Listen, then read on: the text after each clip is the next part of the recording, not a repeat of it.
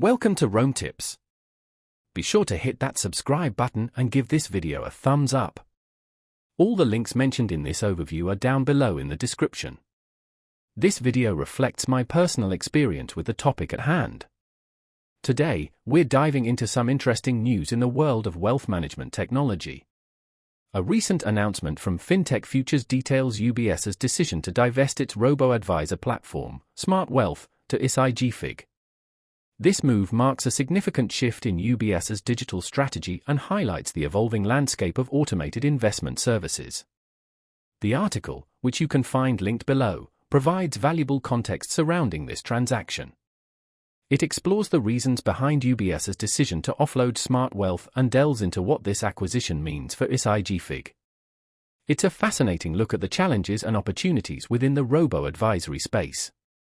FinTech Futures suggests that this sale could indicate a broader trend in the financial industry, where established institutions are re-evaluating their digital offerings and focusing on core competencies.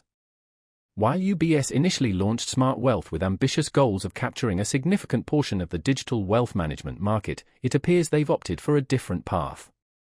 The article also discusses the potential implications for SmartWealth users and how this transition might affect their investment experience.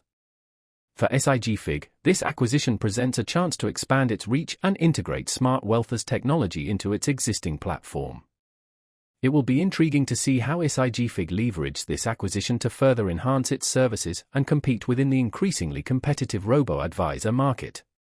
The FinTech Futures piece raises important questions about the future of robo-advisors and the role of traditional financial institutions in this rapidly evolving sector.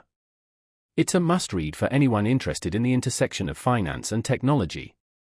So, be sure to check out the full article linked in the description below for more detailed information. Let me know what you think about this development in the comments. Are you surprised by UBS's decision? What do you predict for the future of robo-advisors? I'd love to hear your thoughts.